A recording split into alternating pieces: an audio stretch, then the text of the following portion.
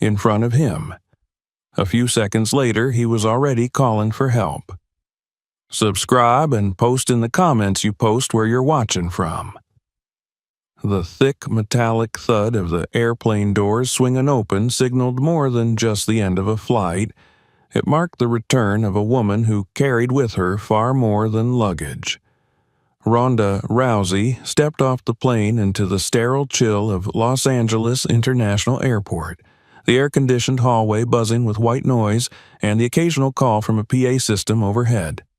Her boots tapped rhythmically along the linoleum floor, blending into the background like any other passenger disembarking after a transatlantic journey.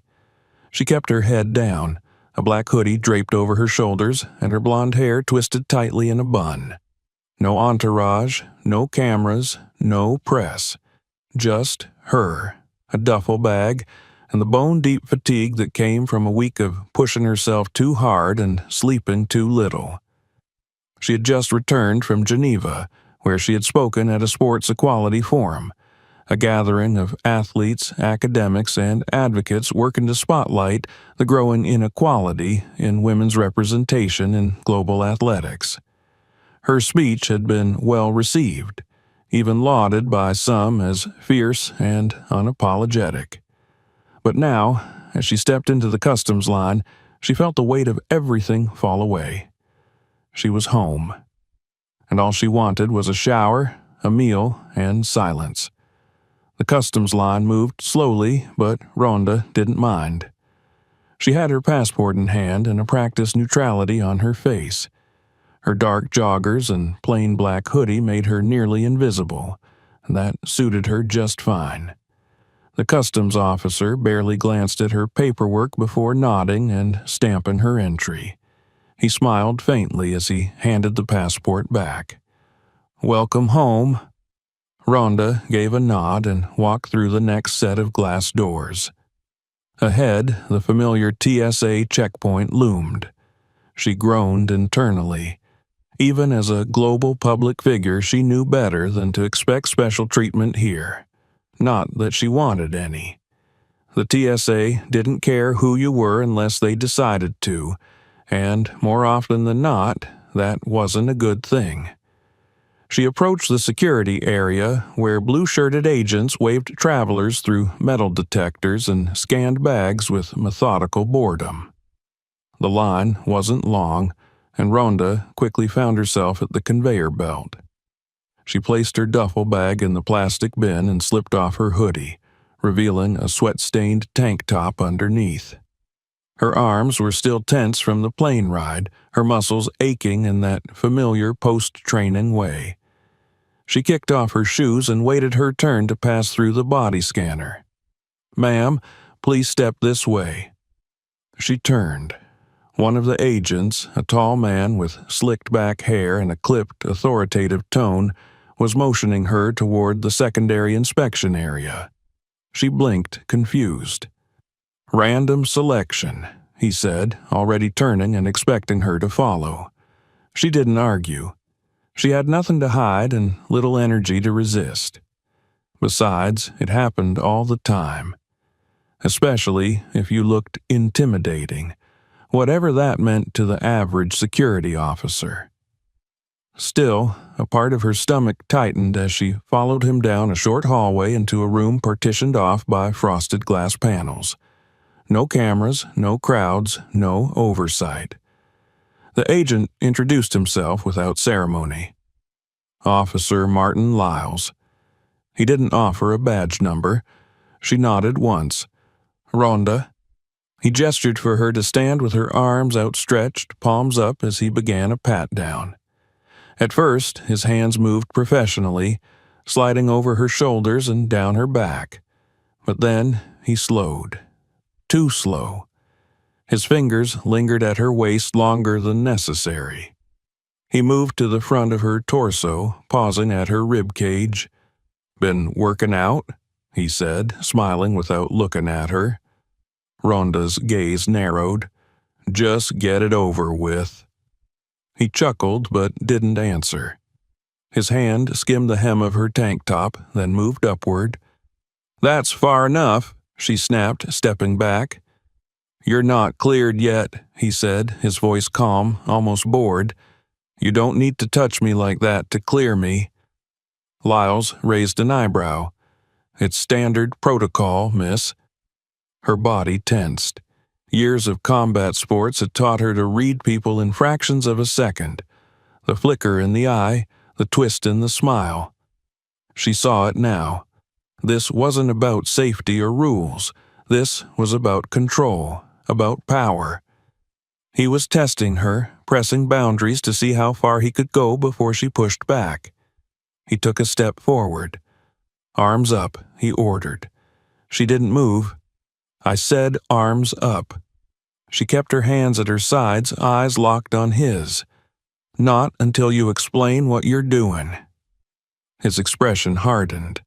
"Are you refusing inspection?" "I'm refusing to be groped." That did it. His lips curled in a sneer as he reached toward her again. She caught his wrist mid-motion, twisting it just enough to make him yelp, but not enough to cause damage. She pivoted, sidestepped, and swept her foot behind his. He lost balance, stumbled, and landed against the padded wall with a grunt. She didn't follow through. She didn't strike. She stepped back, hands raised, voice firm. "Don't touch me again." The door burst open. 2 TSA agents rushed in, alerted by the noise. Lyles scrambled upright, holding his wrist like it was broken, though it clearly wasn't. "She attacked me," he shouted, "unprovoked." "She defended herself," Ronda fired back. "He crossed the line." They didn't listen. She was grabbed from behind, arms twisted behind her back. Plastic zip cuffs snapped around her wrists. She grunted in pain, but didn't resist. Lyles played up the victim, wincing, rubbing his arm, gasping for dramatic effect. "You're under arrest for assault on a federal officer," one of the agents barked. She didn't respond. What was the point? Outside, in the main hall, travelers stared in confusion. One of them, a teenager with a skateboard and a cracked phone screen, had been watching the scene through a gap in the frosted glass. His phone camera was already rolling. By the time Ronda was led through the security corridor in restraints, the boy had uploaded the first clip. "She just flipped a TSA agent," he whispered. Wait. That's Ronda Rousey." He zoomed in, catching her face just before she was taken into the restricted security zone. Ronda didn't see the camera. She didn't see the look of recognition bloom across the boy's face. She didn't know that within hours his video would cross 1 million views. All she felt was fury. Not at being arrested, not even at being humiliated. But at how familiar this feeling was. At how quickly a woman defending herself could be treated like the threat. At how easily hands could trespass and how slowly justice followed behind. She was silent as they walked. Silent as they booked her into the airport's federal holding area. Silent as they stripped her of her belongings, her dignity, and her right to speak. But inside, something had already been lit, and it was only just beginning to burn. The holding area smelled of stale air, disinfectant, and anxiety.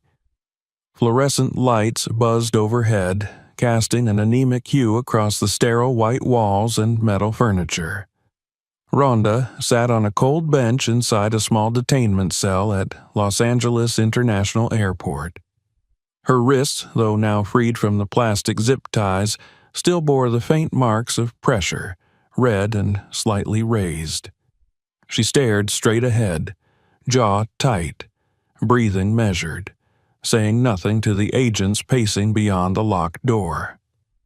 She had been through fights, real ones, sanctioned ones, televised and brutal, but this wasn't a fight. This was performance masquerading as law.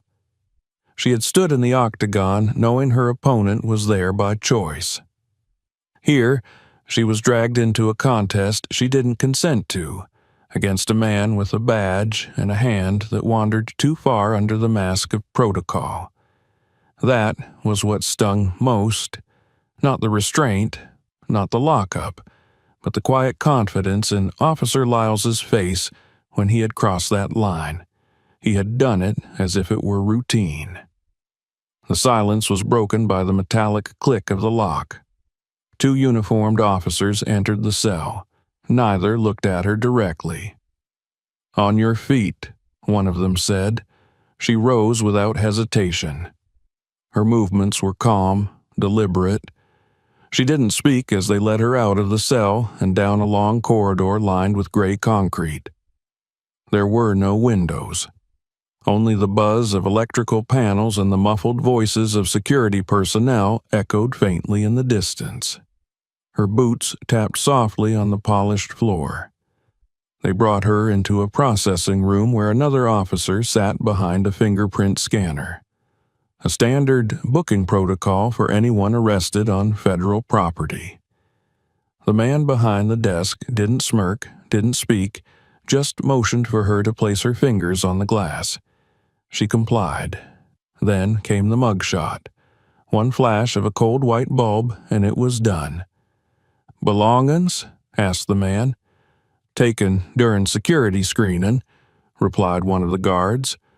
"No phone," the man behind the desk clarified. "No calls until further notice." "On whose authority?" Ronda asked quietly, her voice even. The man didn't answer. He just nodded toward the hallway. They placed her in another cell, smaller than the last. This one had no bench, just a padded mat bolted to the floor and a steel toilet in the corner. There was no clock, no sense of time. The walls closed in, beige and suffocating, as she sat cross-legged on the mat, back against the wall. She had lost track of how long she was there.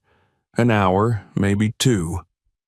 At one point, someone slid a bottle of water through the slot in the door.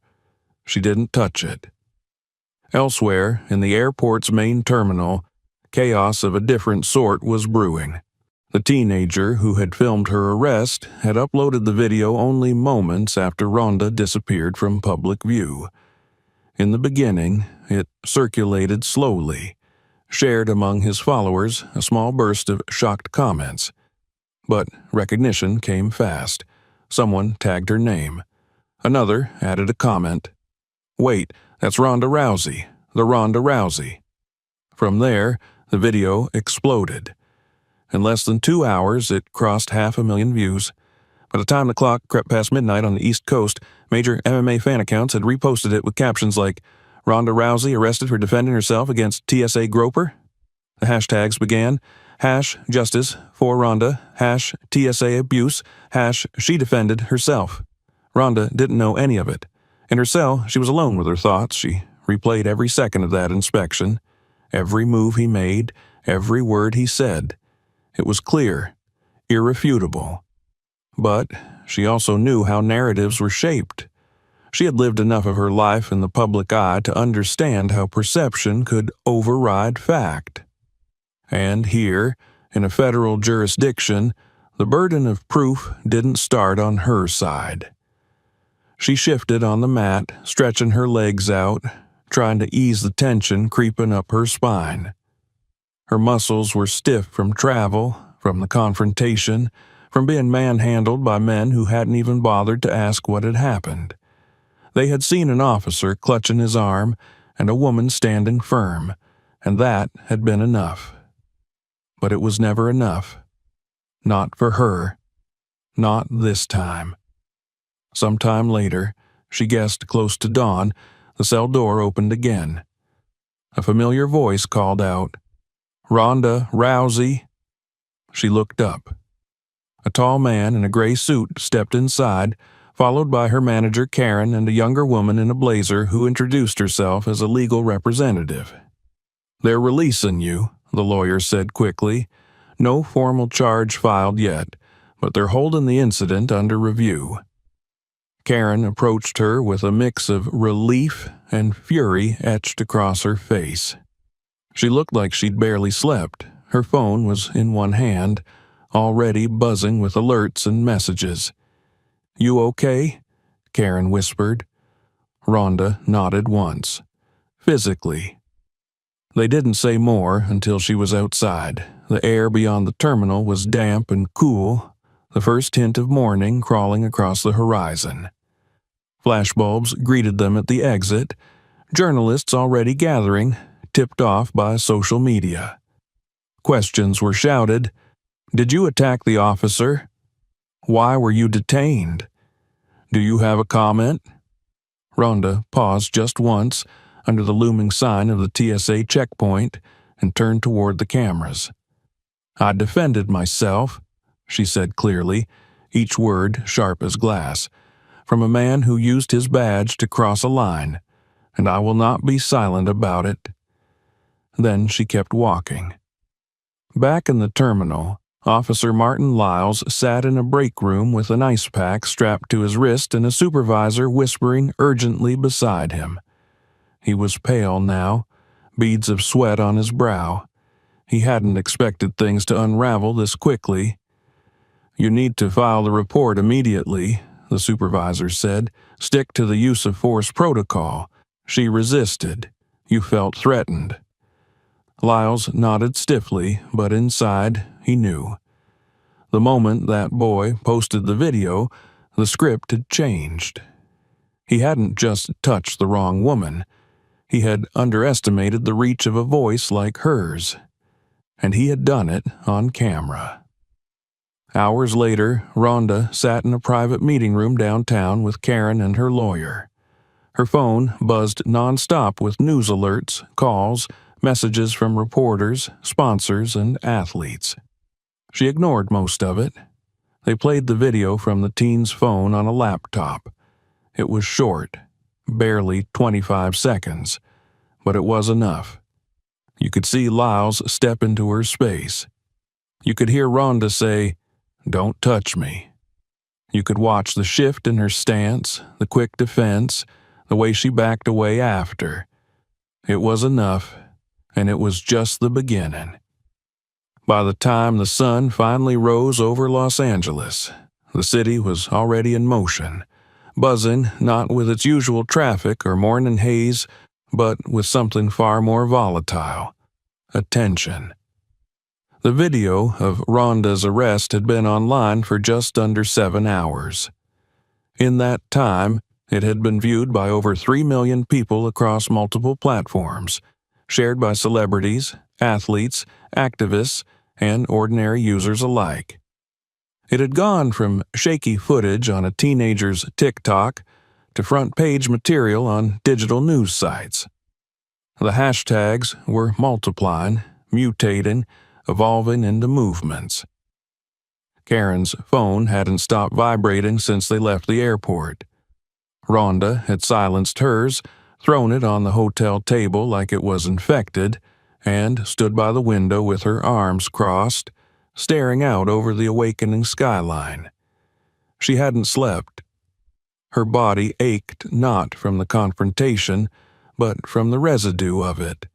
Anger, humiliation, the quiet disbelief that even someone like her could be stripped down and treated like a threat for simply asserting boundaries. The press had latched onto the story with the ferocity of bloodhounds. But what started as a celebrity incident was quickly transforming into something bigger. The framing shifted from Ronda Rousey arrested at airport to TSA officer accused of misconduct during security check. Then came the analysis clips. Experts breaking down the footage frame by frame, pointing out how Lyles had overstepped, where his hands had gone, how long he had lingered. The moment she said, "Don't touch me," Karen finally broke the silence. "You're trending worldwide?" Ronda turned her head slightly. "Not for my judo. They're calling you a hero, a fighter.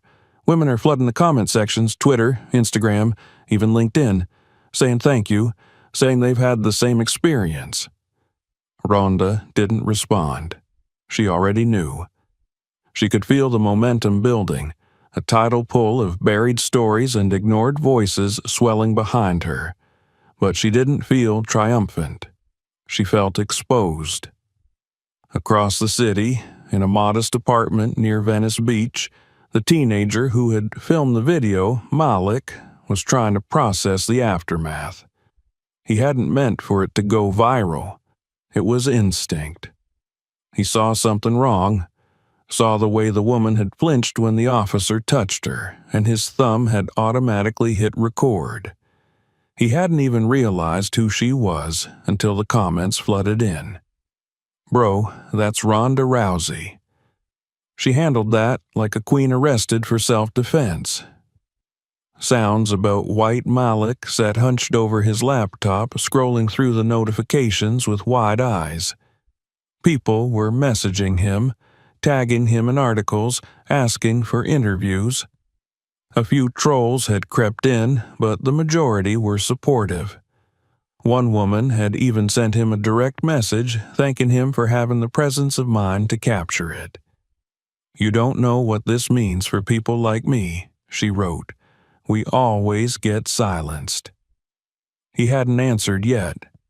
He didn't know what to say. At the same time, Ronda's legal team was already moving. Amanda Tellis, the attorney Karen had called in during the early hours of Ronda's detainment, was a sharp, calculated woman with the kind of expression that didn't soften even when she smiled. She had represented professional athletes before, but none quite like Ronda. None who had ended up at the intersection of personal violation and public reckoning. Amanda sat at a table in the hotel suite, a tablet in one hand, her laptop open to a legal database. News headlines scrolled across the screen in real time. She was compiling footage, testimonials, press statements, anything that might support a preemptive legal strike or shield Ronda from the inevitable counterclaims. "They haven't formally charged you," she said without looking up. "That's their biggest mistake." "They thought I wouldn't fight back," Ronda said, still by the window. "They thought you'd be too embarrassed to." There was a knock at the door. Karen opened it to find a delivery courier holding an envelope. No return address, just a stamp, and Ronda's name written in careful block letters. Inside was a printed photo. Ronda in handcuffs, face tight with fury, being led out of the TSA checkpoint. It had clearly been taken from inside the terminal, zoomed in from a distance. The photo wasn't threatening, but the message was clear. Someone wanted her to see how closely she was being watched. Ronda stared at the photo for a long moment, then placed it face down on the table. Later that afternoon, a major cable news network requested a live interview. Amanda declined. Too early, too risky. The narrative was still forming, and any misstep could give TSA room to discredit her. Instead, Amanda recommended a pre-recorded statement. Ronda agreed reluctantly. She didn't like staged things. But this wasn't about comfort. They filmed it in the hotel's conference room.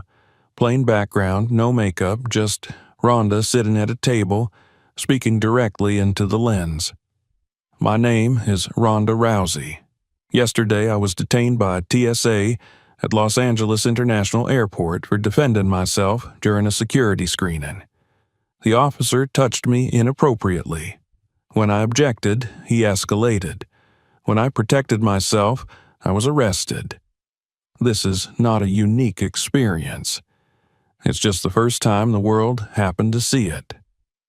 It was barely 90 seconds long, but the video was shared across every platform before the hour ended. Celebrities reposted it. Female athletes rallied behind her. Survivors began telling their stories in the comments. I remember when a TSA agent told me to relax while he checked my waistband. She's saying what we've all wanted to scream. This isn't about her being famous. It's about what happens when we say no. In Washington, several congressional aides flagged the video for committee review. Senator Elena Wolf chair of the Subcommittee on Transportation Oversight, tweeted her support within the hour. What happened to Ronda Rousey is unacceptable.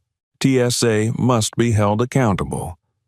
This is not the first story like this, but it can be the last. Back at the hotel, Ronda scrolled through the flood of comments. One, in particular, froze her. I worked for TSA. We knew which cameras didn't record. We knew how to do it without getting caught. Thank you for not staying quiet. Karen leaned over, reading it with her. Do you think it's real? I think it's too specific not to be. Amanda joined them, holding a stack of printouts, media reactions, official TSA statements, which thus far said only that the agency was conducting an internal review. They're stalling, Amanda said. They're hoping it'll blow over. It won't, Ronda said. Not this time, Karen added. Outside, another protest had formed. Dozens of people, mostly women, held signs reading, "Her body, her rights," and "Touch without consent is assault." They weren't coordinated. No one had planned it. They had just shown up. By evening, an anonymous source sent Amanda a file through a secure channel. It was a document labeled TSA PR 21. Inside were internal memos detailing disciplinary action protocols and how to redirect complaints about male officers to female supervisors to avoid media complications. Buried deeper was a spreadsheet of known complaint cases marked low priority. Officer Martin Lyles's name appeared 6 times. Amanda's hands trembled slightly as she printed the page. He's done this before, she said. They've buried it every time. Ronda took the file. Her thumb ran over the list of dates and notes. Each line was a woman, a moment, a choice to stay silent, or a voice that was ignored. Not anymore. That night, under a sky laced with stars and headlines, Ronda stepped out onto the hotel balcony and looked at the city that had watched her rise and now watched her fight again. But this time, not in an arena, and not with fists. With truth. And the world was listening. The 4th morning after the incident dawned with a sharpness that Ronda could feel in her chest before she even opened her eyes. The sun was already filtering through the blinds of the hotel suite, casting thin golden stripes across the white linen sheets. She lay still for a moment, letting the events of the past days reorder themselves in her head. The airport, the cell, the cameras, the hashtags, the protest signs forming like wildflowers on sidewalks she hadn't walked. It all felt like some surreal detour from the life she had known. And yet, every hour that passed made it clearer that this was not a detour. It was a collision course. Karen had taken over one corner of the suite with charts and post-its and a dozen printed screenshots. Amanda had set up a command station at the dining table, her laptop blinking endlessly, cables snaking around empty coffee cups. On the muted television in the background, a news anchor repeated what they already knew. The footage had gone viral, the public had chosen sides, and the TSA was still offering the same sterile response, under review. But something had shifted overnight. Amanda, always composed and calculating, looked different this morning. Her hair was pulled tighter, her voice was lower, her fingers moved faster over her keyboard. She had something. They're not just stalling, Amanda said. They're hiding a pattern. Ronda sat up slowly, stretching her arms over her head. How many? 6 documented complaints, all against Officer Martin Lyles. None resulted in formal action. Karen looked up from her notes. All from women. All from women, Amanda confirmed. And that's just what we could find. One from a military officer traveling alone, another from a flight attendant. One was marked as inconclusive, despite a written statement that described exactly what you experienced. Ronda rose, stepped barefoot onto the cool floor, and moved toward the table. She picked up one of the printouts, her eyes scanning the bureaucratic language. Complainant alleges inappropriate physical contact during manual screening. Officer Lyles denies misconduct. No visual confirmation due to camera angle. Case closed. They didn't even pretend to investigate, she murmured. Because they didn't have to, Amanda said. There's no independent oversight for these incidents unless it escalates to a criminal complaint. And even then, the department can bury it under internal review or procedural ambiguity. Karen leaned forward, flipping to another page. This one's from 2 years ago. The woman asked for a female officer. Lyles insisted he could handle it. The report says she became combative. She was placed on a no-fly list for 3 months. Rhonda's throat tightened. How many of them were alone? Amanda hesitated, then nodded. All of them. Silence fell. Not the stunned kind, but the cold kind. Clinical, methodical, almost surgical in its clarity. Ronda had felt it before, in locker rooms before fights, in the moment between the glove tap and the bell, the stillness before violence, before reckoning. But this was different. This wasn't about victory. This was about exposure, about pulling rot from behind polished walls. By noon, the hotel suite had turned into a command center. Calls came in every 15 minutes. A representative from a major women's rights organization asked to connect. A producer from a national news network requested an exclusive sit-down. Amanda declined most of them. They didn't need noise. They needed substance. At one point, Selena Nash arrived.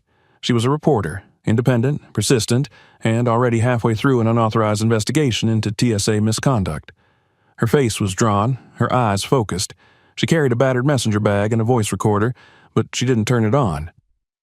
"I've been looking into Lyles for over a year," she said as Amanda handed her coffee, "but no one wanted to run the story. Too soft, they said, no hard evidence, just testimony, just women who felt uncomfortable. No bruises, no broken bones, no police reports. Because they were afraid," Ronda said. "Because they were smart," Selena replied, "and the system was smarter." She spread out documents on the table. Copies of formal complaints filed and never followed up. Memos suggesting certain officers were high-efficiency screeners despite consistent behavioral flags. And, most damning, a list of internal settlements paid out quietly through department funds. "This isn't just Lyles," Selena said. "It's how they move around guys like him.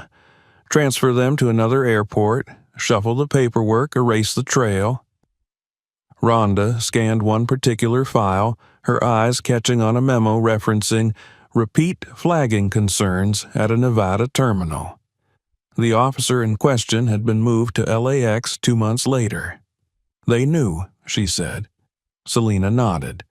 "They always do." Outside, the protests were growing.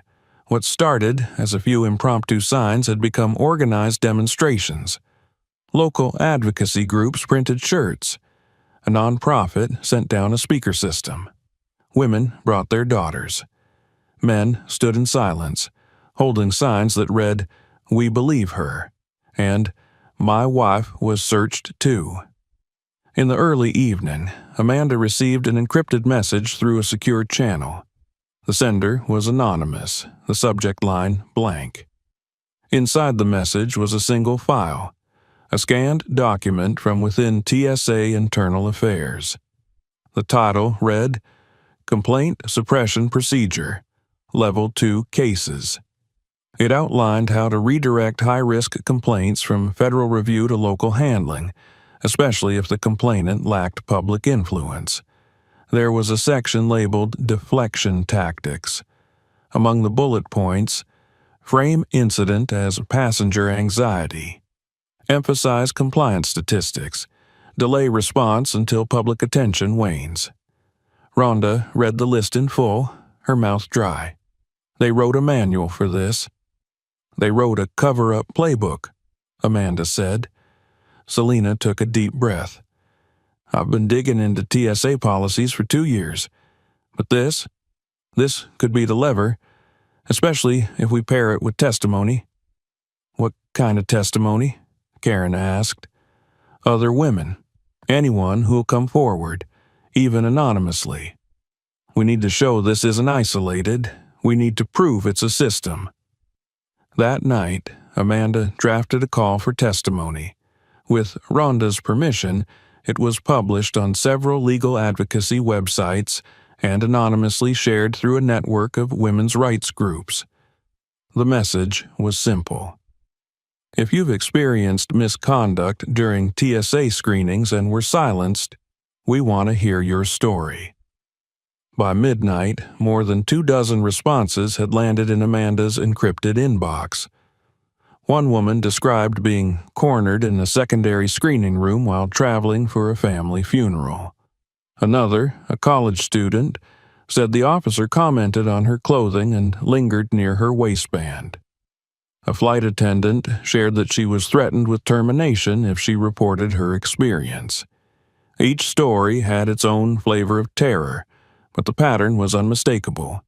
A setting with little accountability, a uniform used to justify intrusion, and a system that absorbed the complaints like rain into sand. Ronda read each one. She didn't cry. She didn't clench her fists or pace the room. She just sat, silent. Each story another layer of fuel added to a fire already burning in her.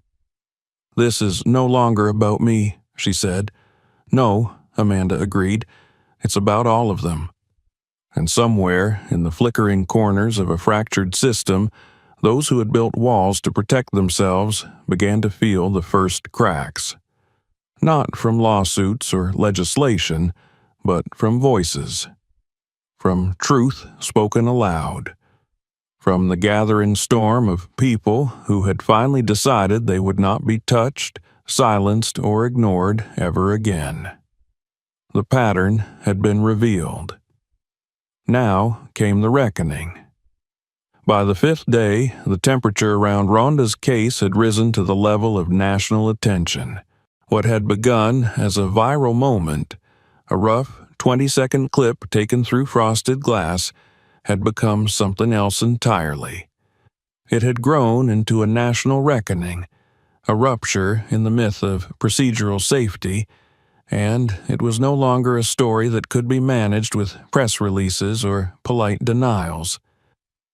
The video had not simply caught a moment of misconduct. It had peeled back a curtain that many were suddenly eager to look behind, and what they were beginning to see could no longer be unseen. In Washington, the names had begun to circulate. Not just Ronda's, but those of the other women who had come forward, some anonymously, some publicly. Senators who had once remained silent were now being forced to comment. The Transportation Oversight Subcommittee called an emergency session, the first of its kind to address misconduct at the federal security level. And amid all this, Ronda was summoned. Not with a subpoena, but a personal request. It came through Amanda, delivered with a kind of reverent urgency. The chair of the subcommittee, Senator Elena Wolf, had watched Ronda's statement and recognized not only the gravity of the incident, but the scale of the movement it had triggered. She wanted Ronda to speak, not as a celebrity or fighter, but as a citizen who had the rare misfortune of living through what so many others had only whispered about. Ronda didn't hesitate. She agreed the moment the request came through, though the idea of stepping into another kind of arena, this one lined with suits and marble, filled her with a different kind of apprehension. Not fear, not exactly, but awareness. Words here would hit harder than any punch she had ever thrown. The morning of the hearing was subdued. No television crews, no dramatic music. Just a quiet hallway in the Rayburn building, lined with staffers carrying folders and phones. Ronda walked between Amanda and Karen, dressed in a dark blazer and flat shoes. Her hair was tied back, neat and simple. There was no need for pageantry. The truth didn't need help being dramatic. Inside the chamber, a semicircle of lawmakers waited behind microphones and nameplates. Some wore expressions of practiced neutrality. Others, the visible tension of those who knew this would not be a routine day. The room was not full, but the media gallery above was packed. Live streams had already begun. News anchors were preparing for reaction panels. America, once again, was watching. Ronda sat when called. Her name was read into the record. She took the oath, and then the chair invited her to speak. She leaned into the microphone, her voice steady and clear. "Good morning. My name is Ronda Rousey. I'm here today because I was detained by the Transportation Security Administration on April 17th. I was detained after I resisted inappropriate physical contact during a security screening. The officer conducting that screening placed his hands on me in a way that was neither necessary nor professional. When I defended myself, I was arrested." She paused. The room remained still. "I'm not the first woman this has happened to. I may be the first who had a camera on her. I may be the first with a platform. But I am not the first." Her eyes moved across the panel. "In the days since this happened, my team and I have received over 40 documented accounts from women who describe similar experiences. Invasive pat-downs, dismissed complaints, retaliation, and the same names appearing again and again in their stories. This is not a personnel issue. This is not a training oversight. This is a system that protects abusers because it was built without accountability." She continued, detailing her own experience, the choice to remain calm, the way Lyles had escalated, the way she was treated as the aggressor. She described the isolation, the refusal to allow her a phone call, the effort to silence her with process. "What makes this especially dangerous," she said, "is the setting. Airports are high-security environments, federal spaces. That means the people who harm you in those spaces often wear badges, and when they cross a line, there's no one to stop them. They are the system." The hearing lasted for over 4 hours. Several other witnesses spoke after her, including 2 women who had submitted complaints years earlier and never received responses. One cried while reading her statement. Another barely managed more than a few sentences before her voice broke. The senators asked questions, some thoughtful, some posturing. A few pushed back, asking Ronda whether she had overreacted, whether she had misunderstood the nature of a routine inspection. She answered them all. "I know what self-defense looks like," she said. "I know the difference between a lawful search and a power play, and I know the difference between safety and domination." Senator Wolf closed the session with a statement of intent. A federal review would be initiated. The committee would seek access to TSA complaint records, inspection protocols, and training footage. The Department of Homeland Security would be requested to appear within 10 days. Ronda left the chamber to a line of flashing cameras and shouting reporters, but she said nothing. Her words had already been spoken, and they were still echoing. Outside the building, a small crowd had gathered, supporters mostly, holding signs with her face and words printed across them. One read, "We're not randomly selected." Another, "Ronda fought back. So will we." Back at the hotel, Amanda was already fielding calls. 3 major outlets wanted interviews. 2 civil rights organizations requested collaboration. A class-action law firm had inquired about uniting the testimonials. That evening, A senior official within the TSA quietly resigned. His name had not been publicly connected to the incident, but insiders knew. He had signed off on internal memos that deprioritized misconduct claims. The first domino had fallen. In the days that followed, the movement swelled. Demonstrations were held outside major airports.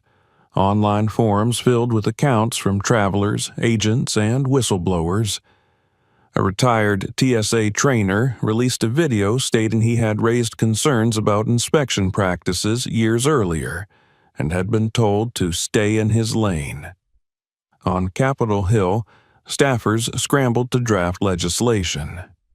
One bill proposed mandatory video recording for all secondary screenings. Another pushed for an independent oversight body, separate from TSA, to handle misconduct investigations.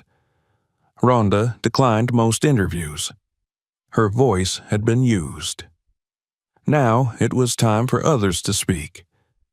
But she remained visible, attending hearings, supporting other women who testified, standing quietly behind them as they did what had once seemed impossible. Speak. And still, the agency resisted. Official statements clung to language like deeply concerned and increased training. No apologies, no admissions, just the slow churn of institutional defense. But the court of public opinion was no longer on their side.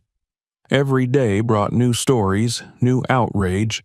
Videos surfaced of past incidents, audio recordings. Anonymous tip lines rang constantly. Karen walked into the suite one morning holding a thick envelope. "Federal investigator," she said. "They want to meet. Off the record. Internal affairs." Amanda took the envelope, opened it carefully. Inside were documents, names, badge numbers, timelines. It was a map of everything they had been trying to uncover. Not just Lyle's, but others. Dozens.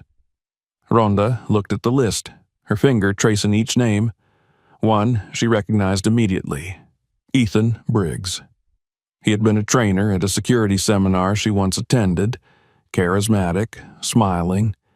She remembered the way he had leaned too close, the way his jokes always skirted the edge of comfort. His name sat beside Lyles's on a column marked Flagged Relocated. "They're not isolated," Amanda said. "They're connected."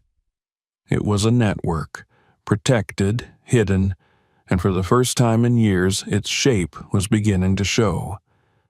In the hotel's conference room, Ronda stood in front of a screen filled with names and photos. Not victims. Not yet.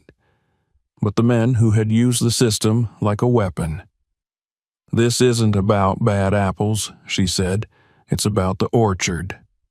And outside, in the streets, in the halls of power, in homes across the country, that truth was finally taking root. The days that followed were not calm. They were not quiet. They were not safe. What had begun with fire and fury now simmered under the surface, as if the institutions Ronda and her team had shaken had chosen not to fight back directly, but to close ranks and wait, calculating in silence. The headlines still burned hot. The protests grew larger. Hashtags multiplied. Yet, beneath the momentum, a new feeling emerged, one Ronda recognized immediately from her fighting days. It was the feeling of being watched. It began subtly. A car idling across from the hotel for too long, its engine running long after the driver had disappeared. An unfamiliar man spotted at the protest, not holding a sign, not shouting, just filming. A phone call that hung up the moment Amanda answered. Then came the letters. One arrived at the legal office, an unmarked envelope with no return address. Inside was a newspaper clipping of Ronda in her youth, from a fight early in her UFC career, with a red X marked through her face in permanent ink.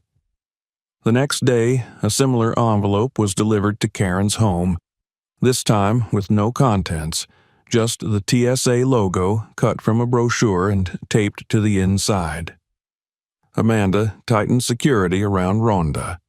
She moved her to a different hotel under a pseudonym, hired private surveillance, and had all mail and deliveries rerouted through a vetted security firm.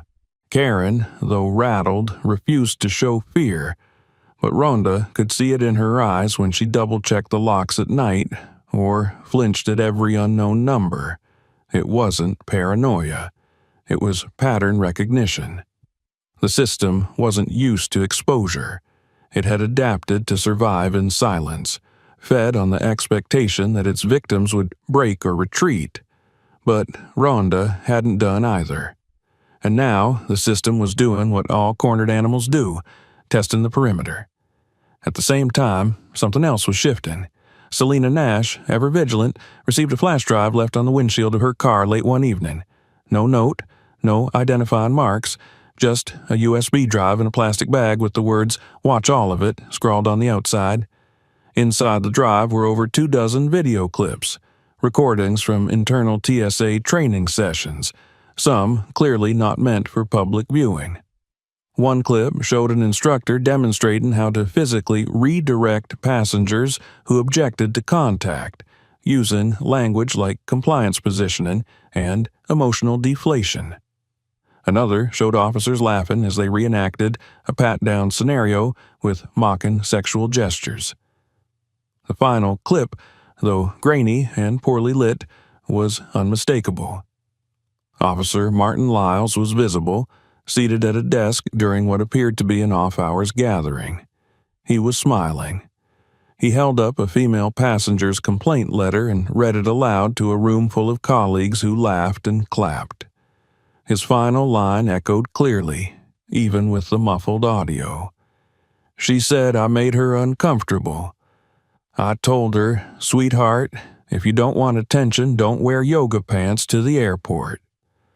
Ronda watched the clip without blinking. Her knuckles whitened on the edge of the table. Amanda looked at her, waiting for a reaction, but Ronda only asked, "How soon can we release this?" Amanda hesitated. "If we go public with this, it could compromise the investigations already underway. The Internal Affairs Review, the federal oversight." "This isn't about a case," Ronda said. "It's about the truth. If we don't show people who these men really are, the silence wins." Selena nodded. "We redact nothing.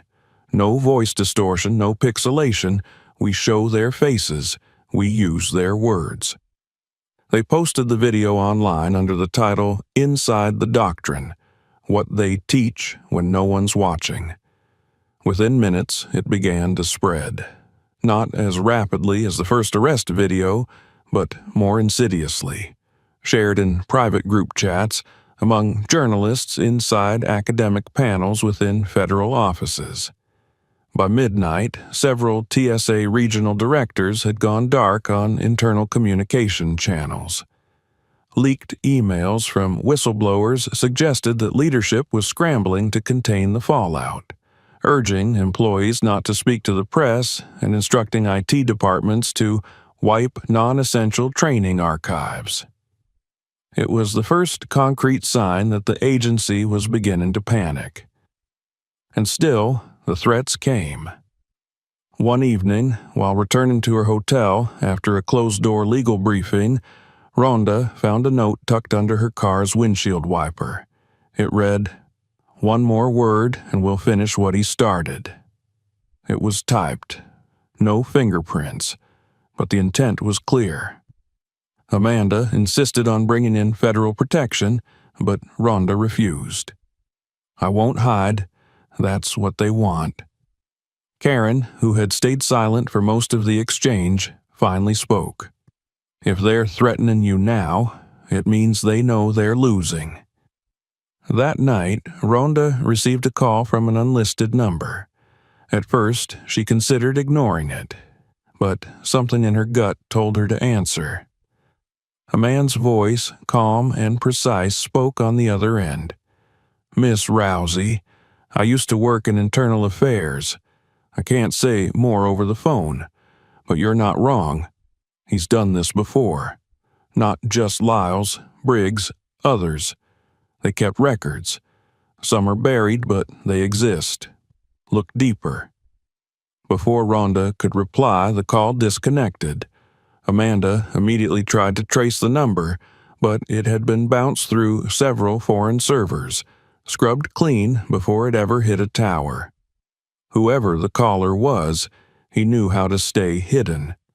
Later that week, Selena set up a meeting with a reporter from the Herald Tribune, a woman named Paige who had worked on government corruption stories for over a decade. They met in a quiet cafe in West Hollywood. Ronda wore a baseball cap and sunglasses, but Paige recognized her immediately. She didn't ask for a quote. She simply handed over a manila folder. "I was told to drop the story 2 years ago," she said. "Too speculative, not in the public interest. But I kept copies." Inside were documents, testimonies from women who had submitted formal grievances against Lyles and others, most retracted or dismissed. Several had been wiped from the public complaint log entirely. The language in each report was hauntingly familiar. Unwanted contact, threats, isolation, fear. One report ended with a single sentence, scrawled in pen beneath a typed page.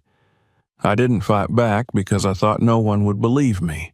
Please prove me wrong." Ronda didn't speak. She didn't need to. By the end of the week, 5 more women stepped forward publicly. 3 used their real names. 2 spoke through attorneys. Their stories echoed with painful consistency. Late-night screenings, rooms with no cameras, officers who acted like gods. TSA, under pressure from the Department of Homeland Security, released a sanitized statement promising a comprehensive internal review. The words were cold, empty, and to the thousands of protesters now gathering outside terminals across the country, infuriating. The turning point came when Malik, the teenager who had filmed the original video, requested to speak publicly. Until now, he had stayed in the background, overwhelmed by the storm he had inadvertently ignited. But after days of watching the movement grow, he decided to step forward. He appeared on a major news program alongside his mother, his voice shaky but determined. "I didn't know who she was," he said. "I just saw a woman flinch, and I saw the officer step closer. I started filming because I knew something was wrong, and I knew if I didn't, no one would believe her." The clip went viral again, not for its shock value, but for its clarity. A quiet teenager, trembling but resolute, reminding everyone that the only reason the story had ever seen the light of day was because one person had chosen not to look away. That same evening, Ronda stood with a crowd outside the Department of Justice. She didn't speak. She didn't hold a microphone. She simply stood, hood drawn, hands in her pockets, as others told their stories. Someone handed her a sign. It read, "You can't arrest the truth." She held it high, and in offices behind those marble walls, in boardrooms filled with men who had never been challenged, the silence grew heavier. Because now it was being heard. Morning crept over Los Angeles like a slow exhale, casting streaks of pale orange through the haze that hung low over the city. In the hotel room where Ronda had spent the last week under quiet surveillance, the light touched everything. Papers spread across tables, maps tacked to walls, coffee cups with faded lipstick marks, a whiteboard filled with names and red markers connecting them like veins in a living organism. No one slept deeply anymore. Every knock on the door felt loaded. Every shadow under a streetlight seemed to linger too long. The silence of the early hours wasn't peace. It was tension, but it was also momentum. Ronda sat at the edge of the bed, tying her shoelaces in mechanical silence. Karen lay asleep on the couch in the adjacent room, curled under a throw blanket, her phone still clutched in her hand. Amanda was already awake, seated at the desk, sifting through encrypted emails from whistleblowers, journalists, and government staffers. No one needed to say it aloud anymore. The storm wasn't coming. It was already here. Just before sunrise, a knock came, not at the hotel door, but digitally, in the form of an anonymous email routed through a server in Estonia. Amanda opened it cautiously.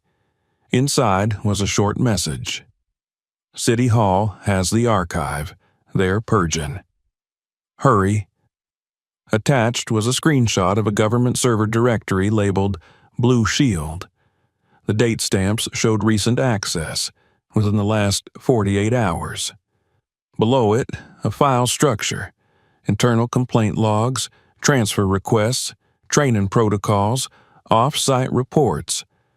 The contents were damning, not just because of what they confirmed, but because of who they implicated. The names weren't just field agents. They included regional supervisors, federal contractors, and training officers, some of whom had gone on to private security work or consultancies. The trail stretched across years and departments, a web that had been carefully maintained in the shadows, now beginning to unravel.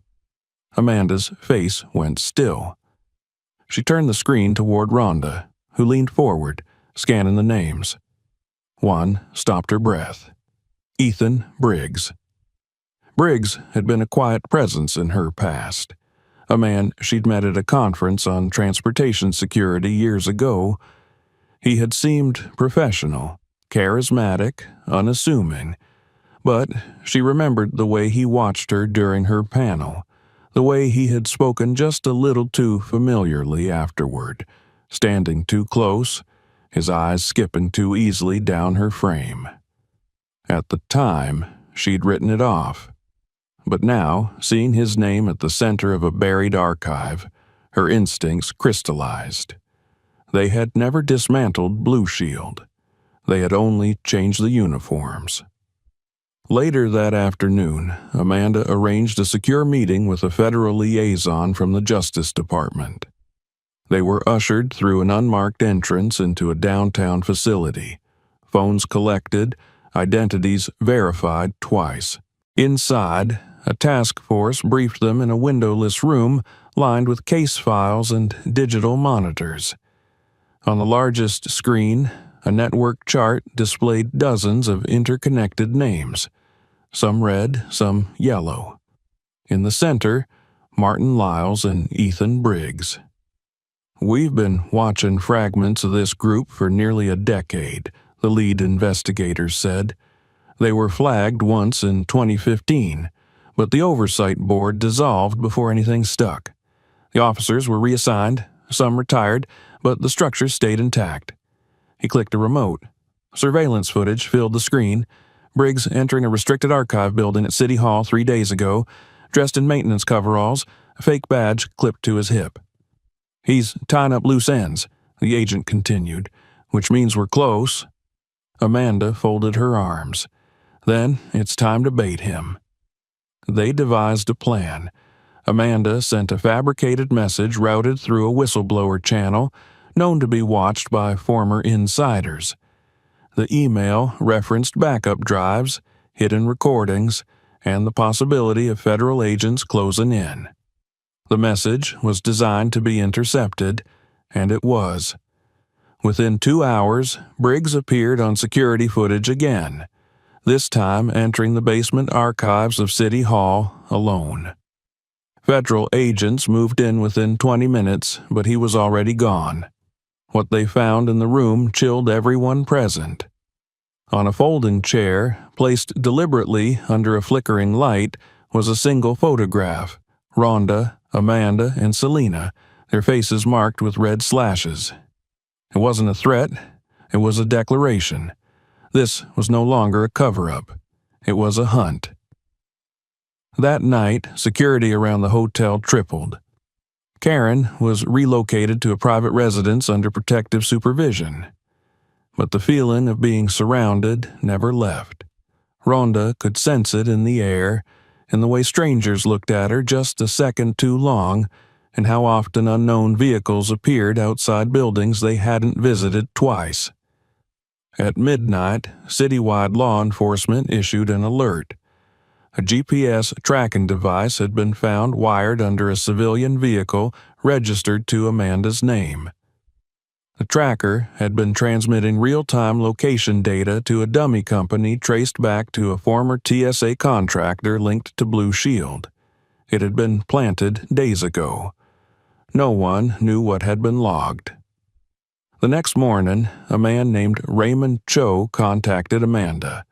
He was a former TSA agent, retired 2 years ago, and had worked with both Lyles and Briggs. He had left the department after filing an internal complaint that had disappeared without a trace. Now, quietly and without fanfare, he wanted to talk. They met in an off-record location, a quiet, empty community center.